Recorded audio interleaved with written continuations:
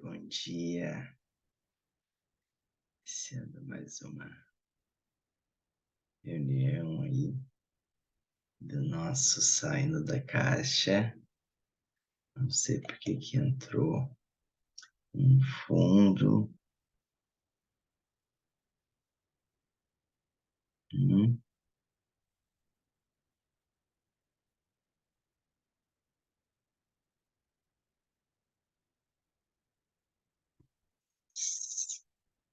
Esperar a Tamara entrar aqui. Vamos começar nossa leitura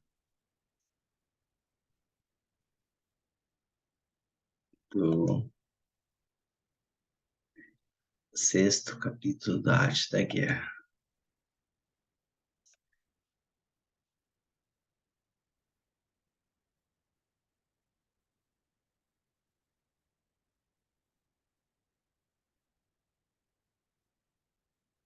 Tudo bem com vocês? Estamos ao vivo, Zoom, quem quiser participar, estiver vendo aqui gravado, quiser participar ao vivo no Zoom com a gente, vai no link da minha bio no Instagram, preenche o form e entra para o grupo do WhatsApp, o grupo Saindo da Caixa, onde todas as segundas, quartas e sextas, às 5 da manhã, a gente faz o estudo do livro Arte da Guerra e de outros conteúdos. O primeiro material que a gente está estudando é o livro Arte da Guerra.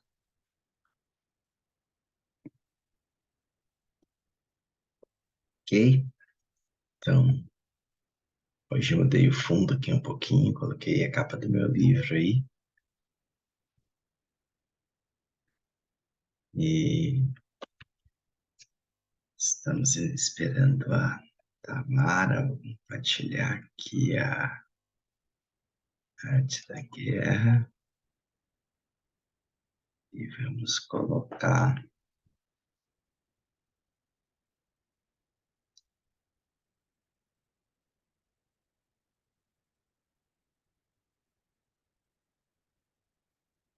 já no capítulo que a gente vai fazer a leitura aqui.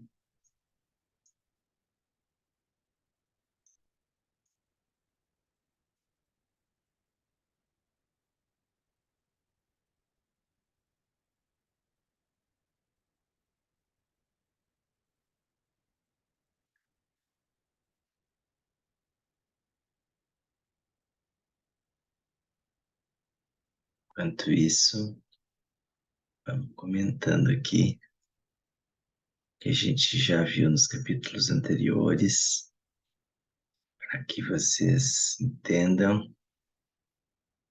Este livro é fantástico.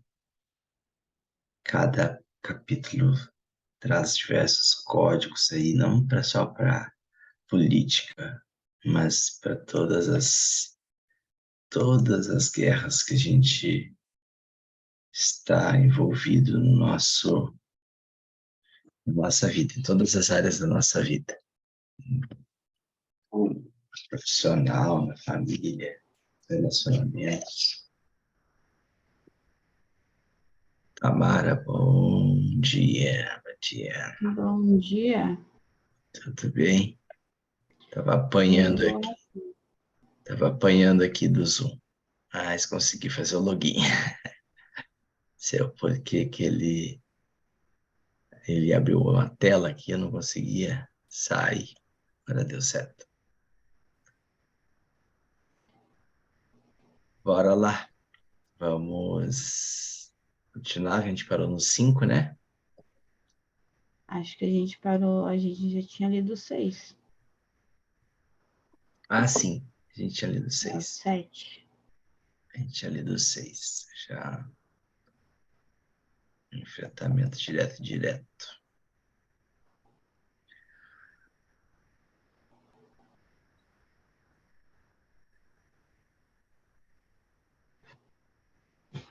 Sobre as 9 mudanças. Quer começar lendo aí? Pode começar aí que eu tô arrumando o fone aqui. Então tá. No geral, As operações militares estão sob ordens do governante civil para dirigir ao exército. O general não deve erguer seu acampamento em terreno difícil. Deixa que se estabeleçam relações diplomáticas na fronteira. Não permaneças em um território árido nem isolado. Quando te achas em terreno fechado, prepara alguma estratégia, mova-te. Quando te achares em terreno mortal, luta.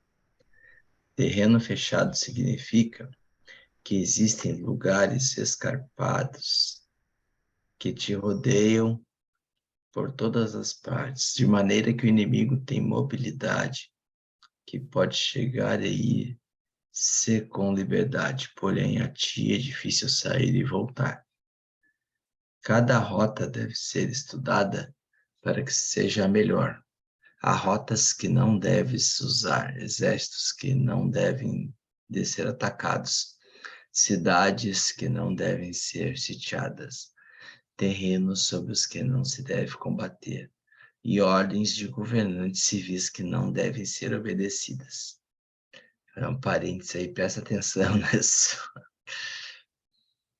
Em consequência, os generais que conhecem as variáveis possíveis para aproveitar-se do terreno sabem como manejar as forças armadas. Se os generais não sabem como adaptar-se de maneira vantajosa, mesmo que conheçam a condição do terreno, não podem aproveitar-se dele.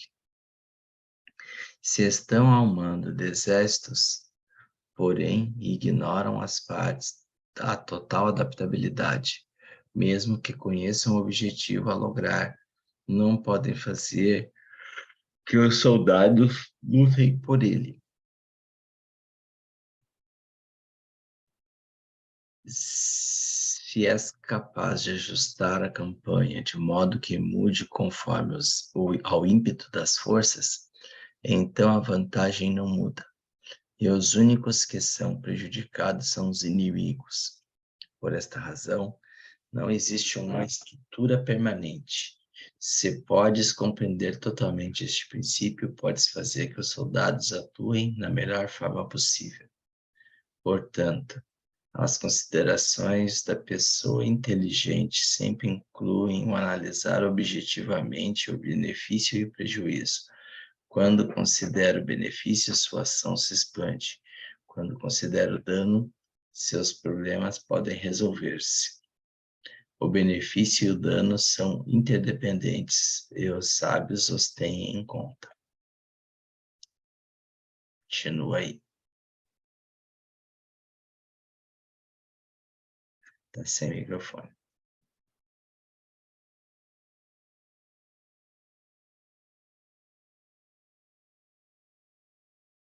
Peraí, deixa eu ver uma coisa. Não estou te ouvindo.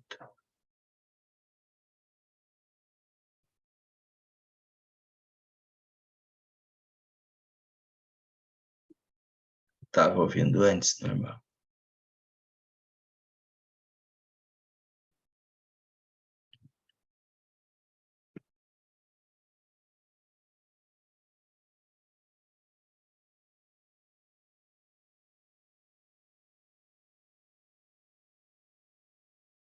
Testa agora.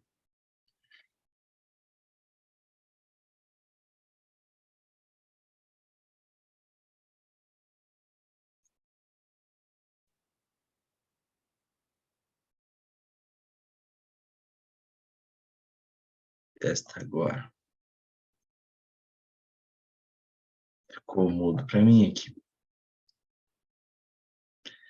Por isso, o que retira os adversários é o dano. O que os mantém ocupados é a ação. E o que lhes motiva é o benefício. Cansa os inimigos mantendo-os ocupados e não deixando-lhes respirar. Porém, antes de lográ-lo, tens que realizar previamente tu própria labor. Esse trabalho consiste em desenvolver um exército forte, um povo próspero, uma sociedade harmoniosa e uma maneira ordenada de viver.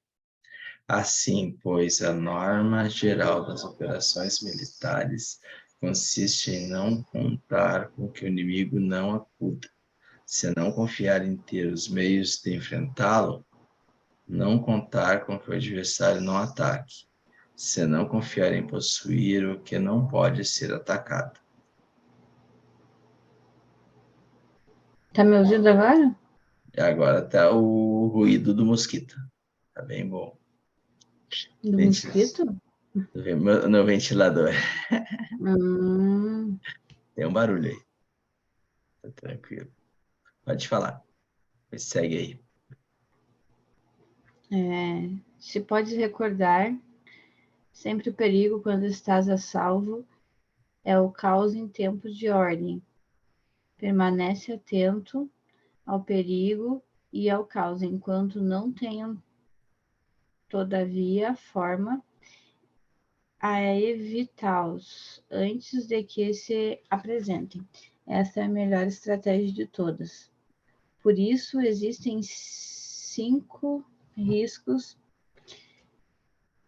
que são perigosos nos generais. Os que estão dispostos a morrer podem perder a vida. Os que querem preservar a vida podem ser feitos prisioneiros. Os que são danos e apaixonados, os que são dados e apaixonados irracionais podem ser ridicularizados. Os que são muito puritanos podem ser desonrados. Os que são compassivos podem ser perturbados. Se te apresentas em um lugar que com toda segurança os inimigos se precipitarão a defender, as pessoas compassivas se apressarão invariavelmente a resgatar suas habilidades, causando a si mesma problemas e cansaço. Estes são 5 riscos que constituem defeitos nos generais e que são desastrosos para as operações militares. Os bons generais são diferentes. Comprometam-se até a morte, porém não afarram a esperança de sobreviver.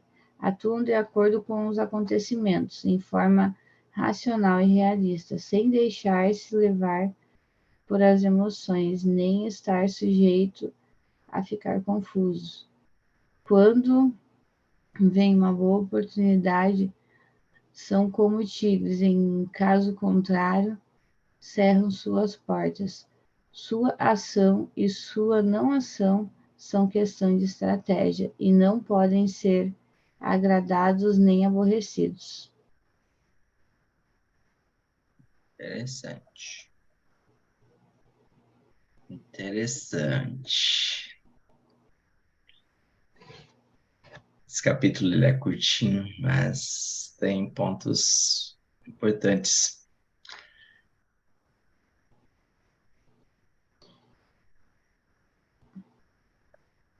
Comecinho aqui já marca aqui, né? O cuidado com o terreno onde vai se está erguendo acampamento, né?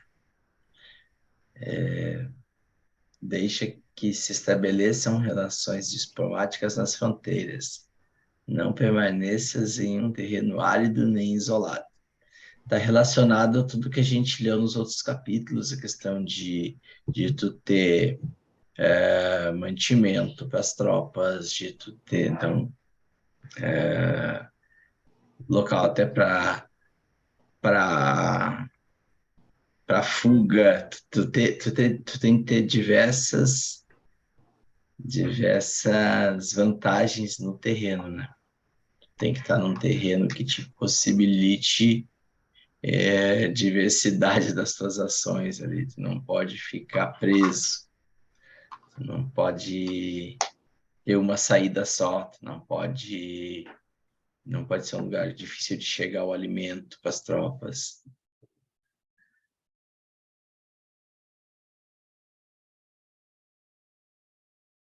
Agora acho que... Não, ficou ruim o teu som. Agora tá bom, eu acho. Tô te ouvindo. Agora tô de novo.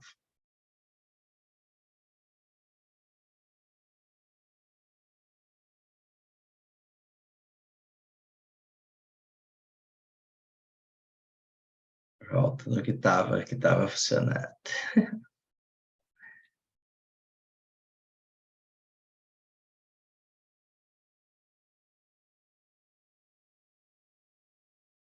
Não tô te ouvindo.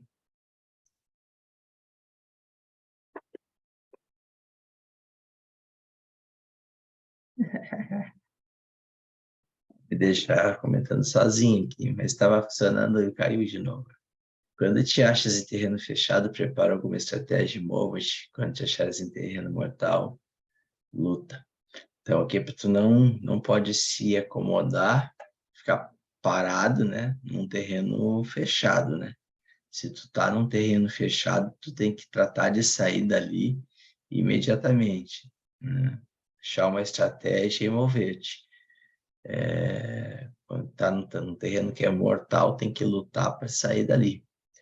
Não pode ficar nessa posição, por mais, né, difícil que seja, né? Então, é que veio uma cena agora, tu tá dirigindo e o GPS te larga dentro de uma zona difícil, né? De uma rua onde tu não conhece, onde tem riscos, tu tem que sair dali imediatamente.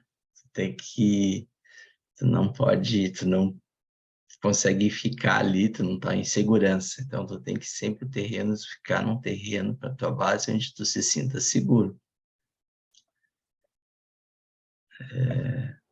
Um terreno fechado significa que existem lugares escarpados que te rodeiam por todas as partes, de maneira que o inimigo tem mobilidade que pode chegar, se com liberdade, porém é difícil sair e voltar. O que é o escarpado, né? Não sei se ele explicou no sentido aqui, outra frase. O escarpado é um terreno onde tu não consegue passar, tu tem um paredão de pedra, tu tá realmente ser fechado, tu não consegue ir, tu só tem uma rota, um caminho de fuga, então tu tem que sair ali, né? Só tem um caminho para tu avançar e tu tem que ir por lá, não pode ficar ali parado, tem que sair dali. Em consequência, o inimigo ele está num terreno melhor, então ele consegue vir e chegar até ti e tu não consegue sair. Tu fica refém. O que que acontece hoje na política, né? Às vezes tu cerca o adversário, um partido cerca o outro com a questão de rabo preso, né? Uma coisa e outra, onde que o adversário, ele não, se ele sair, se ele tentar sair, vai ser pior para ele. Ele precisa, às vezes, se tornar refém ali e admitir derrota em algumas coisas, porque senão ele vai perder em outra parte. São moedas de troca, né? Não sei se tá certo essa minha análise aí, mas eu penso que tem a ver isso aí, né? Não tá funcionando meu áudio ainda, tá? Oi? Não tá me ouvindo ainda? Tô ouvindo, só que agora ficou muito agudo. Daí deu um... Mas pode falar. Não, mas eu acho que é isso aí mesmo, né? Essa questão de estar. A gente fala. Sempre tive uma teoria, assim, meia. De que a pessoa ela pode entrar, às vezes, dentro desse meio político até com boas intenções. Mas aí chega um momento ali que ela faz alguma coisa e o rabo dela prende ali em alguma coisa. E às vezes é até tipo, a mínima coisa que começa um joguinho de chantagem, sabe? E aí acaba prendendo a pessoa e daí daquilo ali gera outra coisa, outra coisa, outra coisa. Então, é difícil a gente julgar também essas pessoas, porque muitas vezes eles têm família. Na maioria dos casos eles têm família. E aí tu acaba que fica preso dentro daquilo ali, né? Desse meio da corrupção, das coisas ilegais. Uhum. E é complicado, assim, tu julgar a vida de um político. A gente não sabe, mas o que a gente sabe, o que a gente vê, é que muita gente diz que vai fazer isso, vai fazer aquilo, vai fazer e vai acontecer, e quando chega lá não consegue. E por que que não consegue? Tem muita coisa envolvida. A gente ser a pessoa mais correta do mundo, que não pode nem ir no banheiro fora do horário, porque senão eles vão achar uma coisa de ti e vão usar isso como chantagem. Infelizmente é assim. Concordo com essa teoria. E a gente fica, como é que eu vou dizer, sem entender nada, muitas vezes, né? Ah, o fulano mudou de posição, o fulano não cumpriu com a promessa, o juramento dele, e isso, pô, mas peraí, a gente tem muita dificuldade de se colocar no lugar do outro também, né? De, de entender todas as coisas envolvidas, de enxergar com os olhos do outro. E ao Então, mesmo tempo, né, é aquela coisa assim de que, mas se está acontecendo isso com o cara, ele é uma pessoa boa, né? Se acontece isso com algum deles, né? E é uma pessoa boa, por que que não sai então? Por que que não sai e não fala, não coloca na internet, fala como é que funciona? Todo mundo tem família, gente. E assim, ó, isso é um negócio muito. É um negócio que eles não botam para perder. E se tiver que matar alguém, eles vão matar. Infelizmente, nesse meio é assim. A gente não vê a mínima coisa do que acontece lá dentro, do que acontece. a gente só vê o que é mostrado. E cada lado mostra o que interessa. Acredita que eles possam chegar tão a um ponto tão. Está Quantos cortando. políticos já morreram, já foram mortos aí nesses anos aí de Brasil? Para mim, está cortando bastante o teu áudio. Fala de novo. Corta? Continua falando.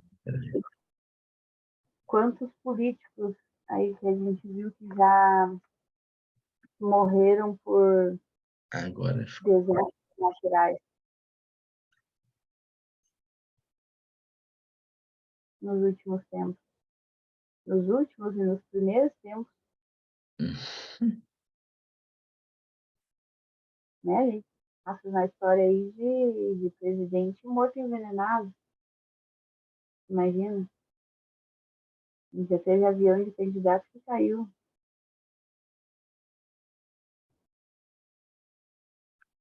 e aí a gente tem que acreditar na versão que eles contam, né?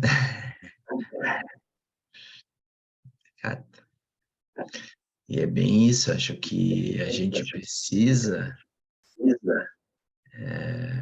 eu- bom, precisa estar na posição, só vai entender se a gente conseguir se colocar na posição deles. a gente conseguir estar lá, né, junto. Então, isso é algo que gera na gente uma revolta, muitas vezes, porque a gente não vê ações ou não vê as coisas acontecerem, não vê pessoas se defendendo, que a gente, puxa, mas por que fulano não fez isso? Por que que, né? Ali, ó, no parágrafo seguinte, ó, cada rota deve ser estudada para que seja melhor. Há rotas que não deves usar, exércitos que não devem ser atacados, cidades que não devem ser sitiadas, terrenos sobre os que não se deve combater, e ordens de governantes que não se devem ser obedecidas. Isso é forte, requer muitas vezes tu deixar de fazer que é a tua vontade, o que tu acha que é certo, por quê? Porque tu tem que analisar todas as circunstâncias e dizer, olha, tudo bem, mas essa cidade não deve ser sitiada.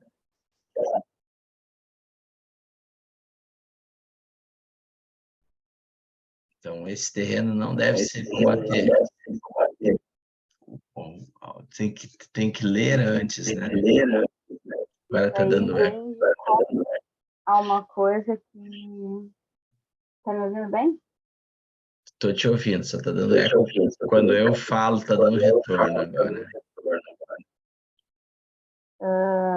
Isso aí talvez eu encontre uma coisa que eu sempre falo, né? Eu já vi pessoas boas no meio né, nesse meio aí, que quando vão lá se candidatam, não ganham uma eleição, por exemplo.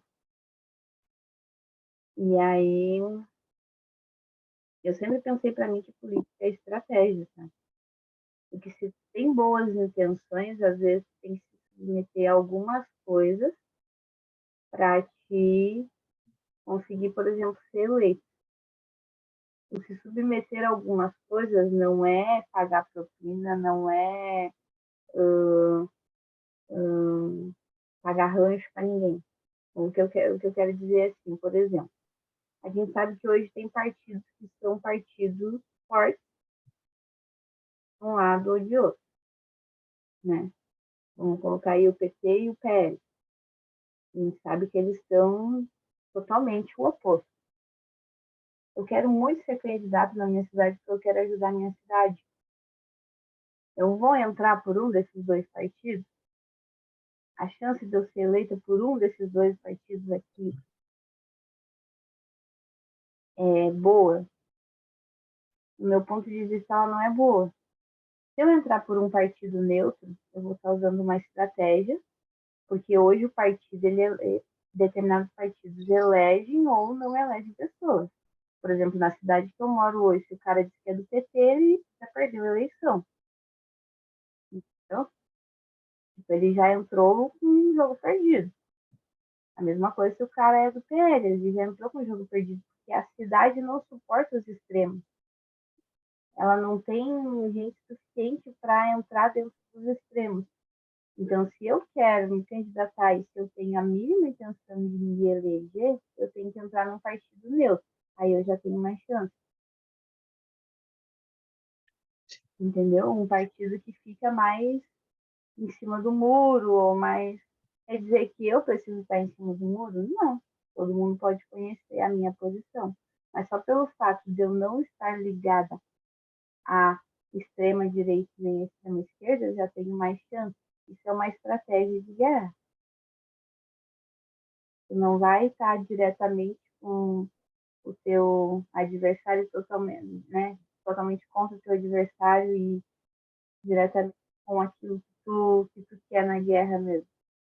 Mas tu vai poder entrar lá e depois mostrar o teu trabalho. E aí, depois que tu mostrar o teu trabalho, aí tu vai pro lado que tu quiser que as pessoas vão te seguir. Conheço gente boa aqui da cidade que nunca se elegeu e que faz aquele tanto de votos toda a vida por causa do partido. porque entra em partidos de extremo, e aí vai acabar que nunca vai se eleger.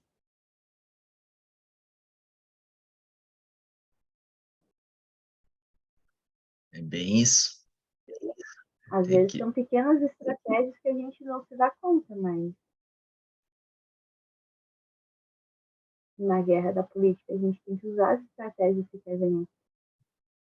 Você tá ligado a isso que a gente leu aqui, ó. Há rotas que não deve usar.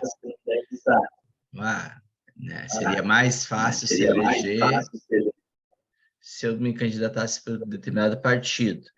Mas se eu não aceito, né, se aquilo lá não está de acordo com o que eu acredito e com o que tem que ser, por que que eu vou usar aquela rota?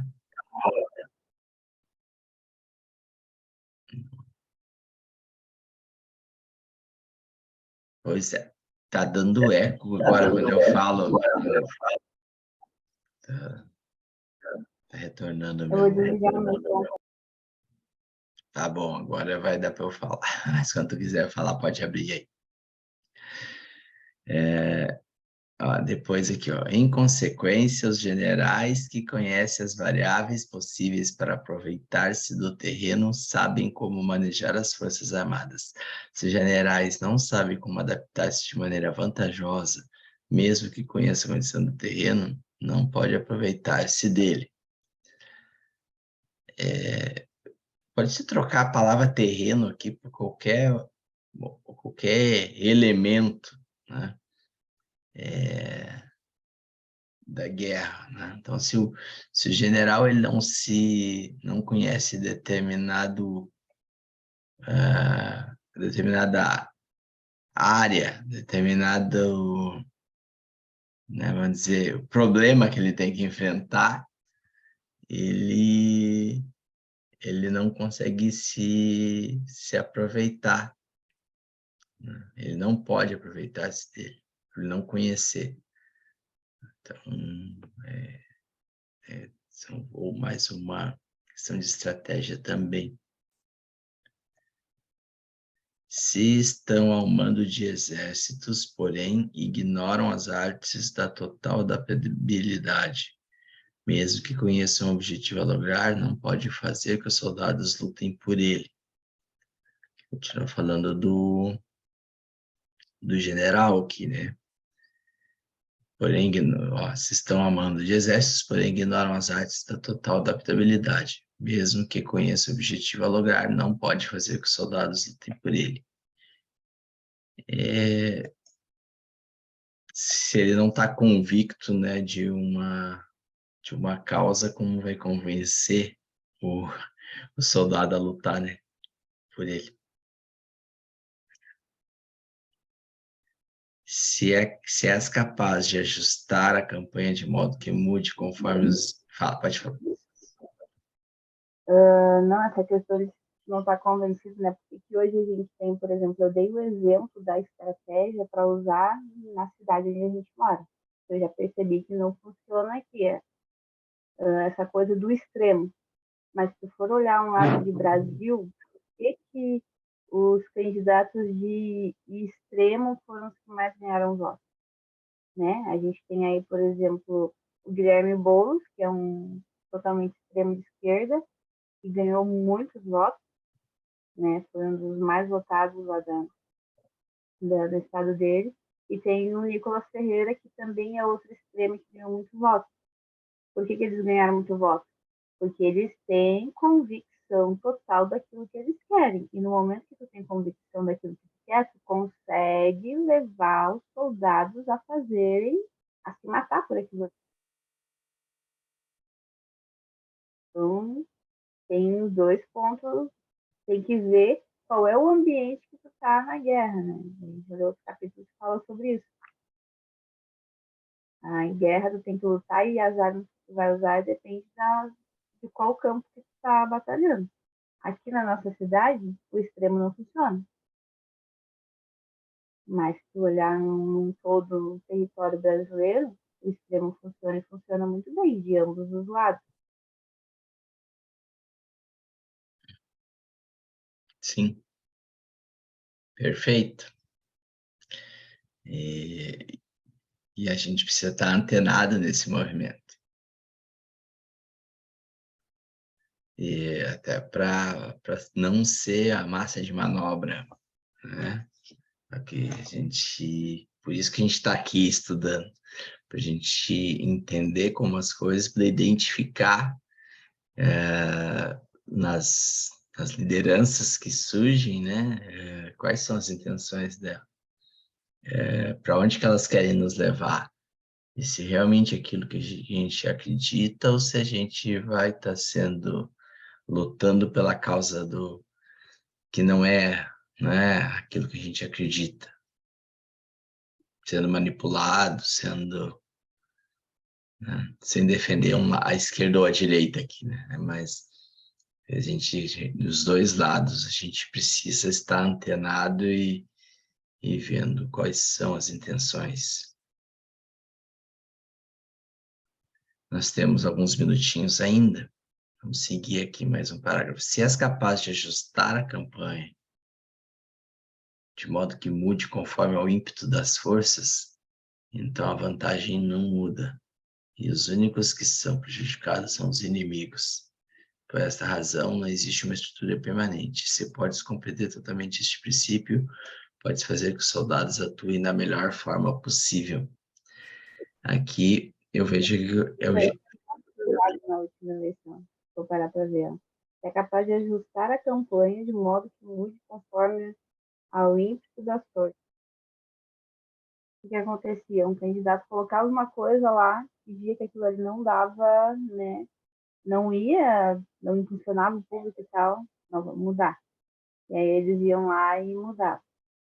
Não, aquele discurso a favor do aborto não dá certo, vamos ir contra o aborto. Ah, que é aquele discurso ali de segurança não está funcionando mais, né? Nas últimas eleições, a gente notar uma coisa o quê? Na época, por exemplo, que o Lula entrou, ele ganhou a eleição nas primeiras vezes, né? Trabalhando o quê? Com qual discurso? O discurso da fome, né? E é a fome, todo mundo passa fome, fome, vamos zerar a fome, não sei o que da fome, era fome. Esse era o foco.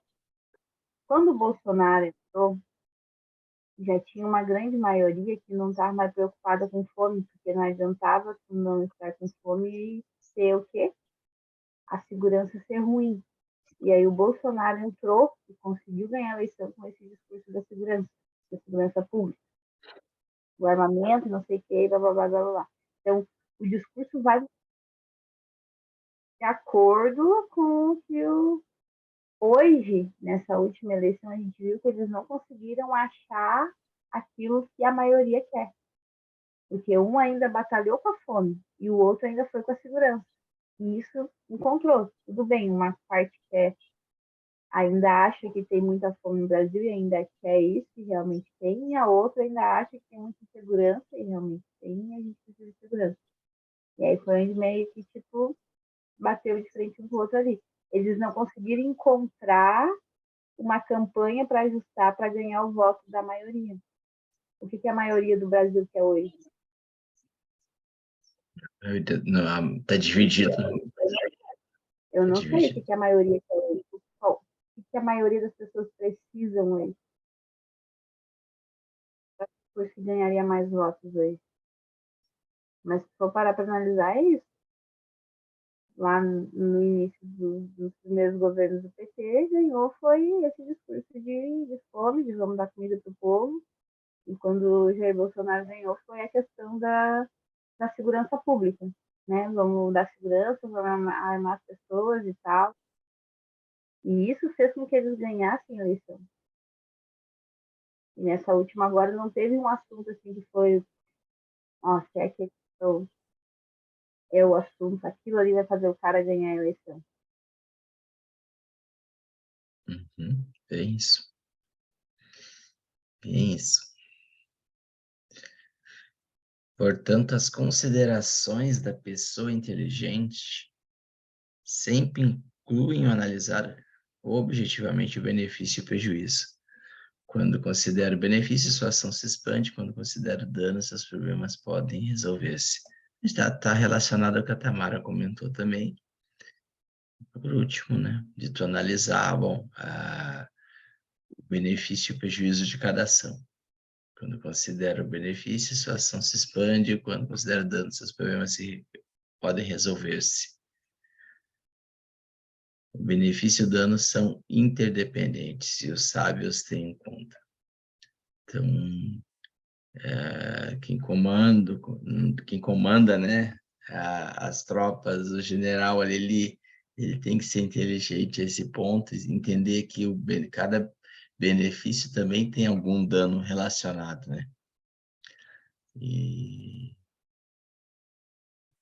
a hora que na política, né, tu sabe que, não, tal partido, se vencer, vai ter um benefício, mas vai ter os danos relacionados. O que pesa mais nesse caso, o dano ou o benefício? E nós temos que ser sábios nas escolhas dos nossos representantes, nesse ponto de entender os danos e o benefício, saber que nem tudo vai ser resolvido, né? Por mais que ganhe aquele que eu acredito ser o melhor, ele tem danos interdependentes. Em algum lugar a gente vai ter perdas, vão ter benefícios. Aí vai do grau de importância que a gente dá. Bom, o que é mais importante para mim? Para mim, mais importante é segurança, é mais importante determinada coisa, ou é mais importante a fome, é mais importante a causa LGBT, é mais importante outra coisa. Então, um vai ter dano, são interdependentes. Ainda mais numa comunidade como está dividido o Brasil, tu não consegue, já existe um ditado, né?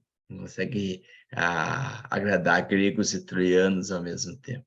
Ou tu vai agradar os gregos ou vai agradar os troianos.